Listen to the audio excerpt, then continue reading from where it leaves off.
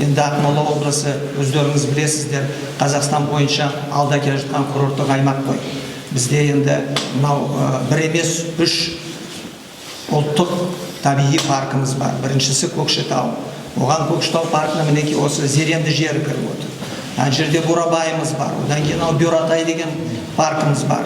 Тіпті Асынадан 120 шақырым жерде бәрі таң қалатын анау Қорғалжын мемлекеттік табиғи қорығы бар. Ол енді тіпті мынау бүкіл әлемдік ЮНЕСКО-ның тізіміне кіріп отыр. Одан басқа да Ақмола облысында жақсы жерлер бар. Сондықтан бүгінгі мінеки біз референдумға дайындалып жатырмыз. Мінеки жаңа конституция, экология, мінеки Пономарев мырза айтып кетті ғой. Экология мәселесі тіпті кеңейтілген түрде кіргізіліп жатыр.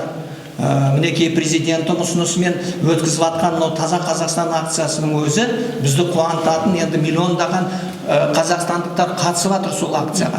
Бірақ әсіресе бір қуантатыны ол міне жас өспірімдердің ішінен мінеки жаңадан мінеки мынау табиғатты қорғау, патриоттық, мынау отанға деген сүйіспеншілік сондай жақсы былайша айтқанда сан сезімдер оятып жатыр. Оған біз өте қуантатын жағдай, тіпті сол акцияны да бүгін біздің жаңа конституция кіргізіп отыр.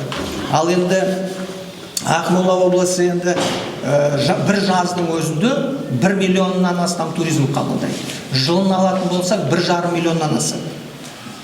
80% келген туристердің бәрі экология туризмға жүгіреді. Өз демалыстарын сол экология туризммен байланыстырады. Ол да бір өте сондай, енді экология туризмді біз мамандар бұл кәдімгідей табиғатты қорғайтын, одан кейін кәдімгідей мінеки тәртіпті сақтайтын туризм деп санаймыз.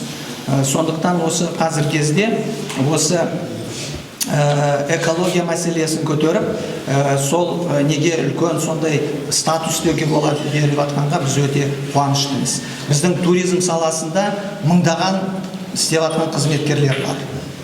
Мен сенімділікпен айта аламын, осы алдымыздағы 15 наурыз референдум күні біздің барлық адамдар референдумға барып қатысып, өз дауыстарын осы біздің жаңа конституция береді деген мен өте сенімдімін.